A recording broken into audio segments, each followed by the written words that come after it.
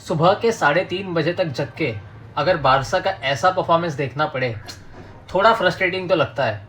But the good thing is कि इतना बेकार खेल के भी 1-1 ड्रॉ लेके जा रहे हैं for the second leg at Camp Nou. कोई बारसा की टिपिकल डोमिनेशन वाली गेम नहीं है।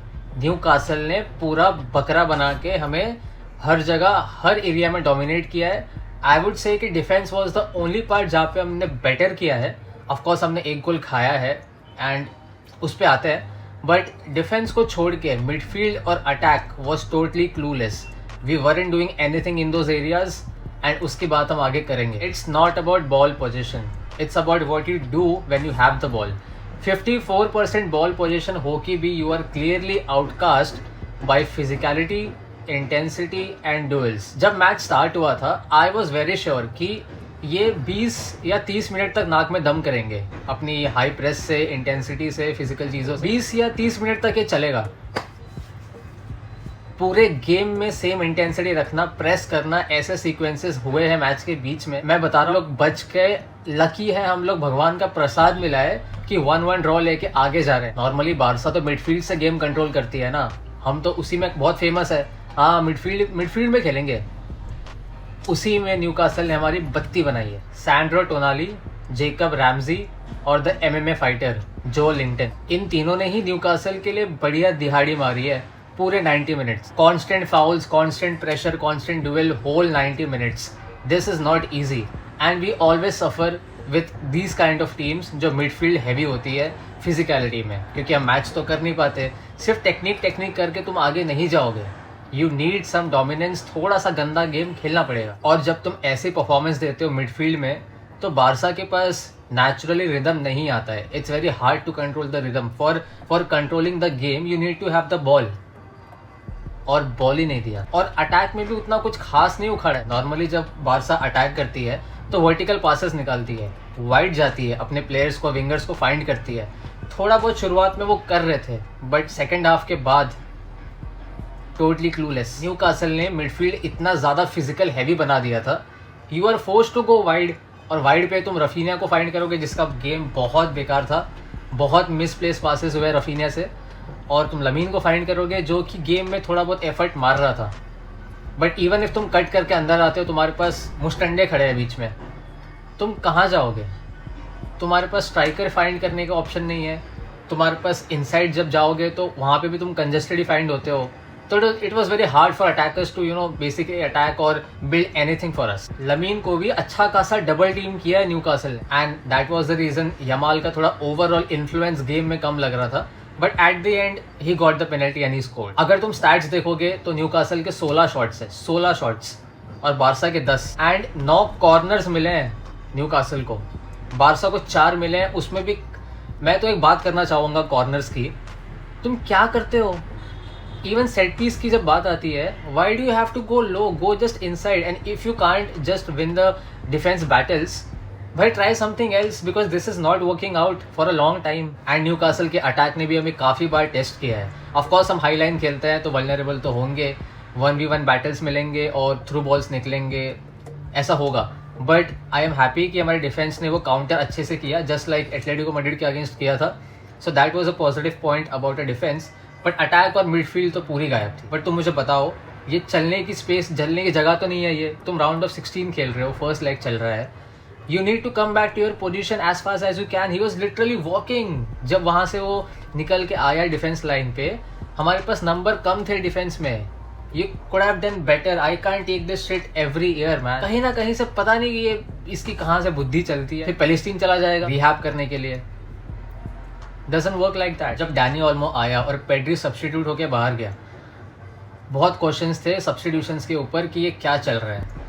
Actually I was having a feeling कि डैनी ओल्मो जा रहा है तो he could gain a foul, कहीं ना कहीं से फाउल निकाल देगा, क्योंकि उस पर बहुत फाउल्स होते हैं एंड मे बी हमें उसका बेनिफिट मिलेगा एंड लास्ट में जाके हमें उसका बेनिफिट मिला। तुमने एक सीक्वेंस देखा रहेगा, 81st मिनट में आया था, हम बॉल प्रोग्रेस कर रहे थे एंड सीक्वेंस बहुत सही चल रहा था। After a long time in the game that sequence happened, जहाँ पे हमने बॉल रखी एंड इजीली हम लोग स्पेसेस फाइंड कर रहे थे। माय गॉड, न्यूकासल की प्रेस स्टार्ट हुई उनके स्ट्राइकर से and Kubarsi was forced to go back.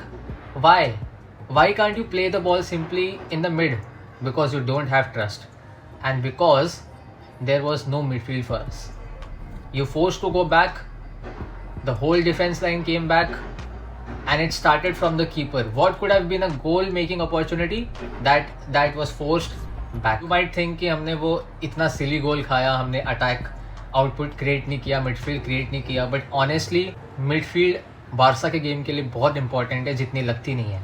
हमारे अटैकर्स ऑफकोर्स इन्फ्लुएंशियल है, बट बॉल वहीं से सप्लाई होगी जहाँ पे नेसेसरी है, एंड वहीं पे हमने हगा है. मार्क बर्नाल का गेम डिसेंट था, पेड्री को निकाल दिया गया ऑफकोर्स बिकॉज अभी वो इंजरी से आ रहा है, एंड फर्मिन का गेम इतना अच्छा नहीं था. You need to keep the ball and you need to produce up front. I think Lamine was the only one जो ट्राई कर रहा था. रफीना के बहुत मिसप्लेस पासेस हुए, और लेवा तो एक्चुअली मुझे गेम में नहीं दिखा apart from that one chance that Raphinha created from the left side. I think Camp Nou में हम लोग थोड़ा बेटर कर सकते हैं क्योंकि ऑफकोर्स होम स्टेडियम में होम एडवांटेज है, and we have seen Newcastle की इंटेंसिटी एंड प्रेस. ऑफकोर्स वो अब 20-30 मिनट तक रहेगी नहीं जैसे वो बेसिकली प्रीमियर लीग में रखते हैं. ऑफकोर्स उनके पास बहुत कैपेबिलिटी है हमको परेशान करने के लिए, but I think Hansi Flick definitely has a plan. I have been telling a lot of times कि in order to succeed in the system, you need to do everything almost correctly. Defense, midfield, attack. क्योंकि ball अगर कहीं पे भी तुम loose करते हो, हमारे बंदे इतने ज़्यादा हाई होते हैं कि हम वल्नरेबल हो जाते हैं बहुत सिचुएशंस में, जैसे कि एंथनी अलांगा ने हमें काफ़ी बार परेशान किया है, एंड हावी बार्न्स एज वेल. तो इस सिस्टम में ये होगा, you will see through balls, you will see 1v1 situations, ऐसे कंडीशंस आएंगे. एंड जैसे लास्ट सीजन कर रहे थे जब इनिगो मार्टिनेज और पाउ कुबार्सी का पेयरिंग था, you were going back and you were clearing chances, and that will happen. And I would really appreciate the master class of John Garcia. Pressure तो लेता ही नहीं वो बंदा, उसकी बात नहीं करते हैं, बट उसने जो सेव्स बचाए हैं दैट वाज वेरी क्रूशियल. क्योंकि अगर वो ज़रा सा भी लूज करता जैसे टॉटनहम के साथ में हुआ तो सेकंड बॉल में न्यूकासल मार दे. तो best player if I would say, I would keep John Garcia above. Of course, Lamine ने गोल मारा and he had some good chances as well. But I would keep John Garcia इस match में the best player. उसने हमारी बहुत बचाई है. एक दो बार न्यूकासल के पोल पे भी लगी थी ball, but I think John Garcia was damn good in this match. यही होता है जब तुम्हारे पास इतना बढ़िया कीपर होता है, तुम्हारे पास कॉन्फिडेंस आता है इन द बैक लाइन की इतना खराब खेल के भी there is someone who protects you every time. तो Hansi Flick needs to do something कि हम लोग न्यूकासल की मिडफील्ड को सेकंड लेग में कैसे बाईपास करते हैं. एक्सपेक्ट मत करना कि सेकंड लेग में जाते ही एक तुम्हें चेंज बारसा दिखेगी. ऑफकोर्स न्यूकासल सेम रहेगी, हम लोग ये एक्सपेक्ट कर सकते हैं कि वही इंटेंसिटी वही हाई प्रेसिंग रहेगी उनकी, बट तुम हमेशा एक्सक्यूज़ नहीं दे सकते कि हम लोग मिडफील्ड बैटर हार गए क्योंकि हमारे पास वो फिजिकल तगड़े बंदे नहीं हैं. तुम टेक्निकलिटी से उसे पास कर सकते हो. You just need to find a solution कि हमें न्यूकासल का मिडफील्ड इतना ज़्यादा इंटैक्ट ना करना पड़े in the second leg. What do you think about this match मुझे कमेंट्स में बताओ, एंड सब्सक्राइब कर देना, लाइक कर देना. हम सेकंड लेग में मिलेंगे. ऑफकोर्स ज़्यादा टाइम नहीं है सेकंड लेग को, उसका प्रीव्यू भी मैं करूँगा, and see you in the next one.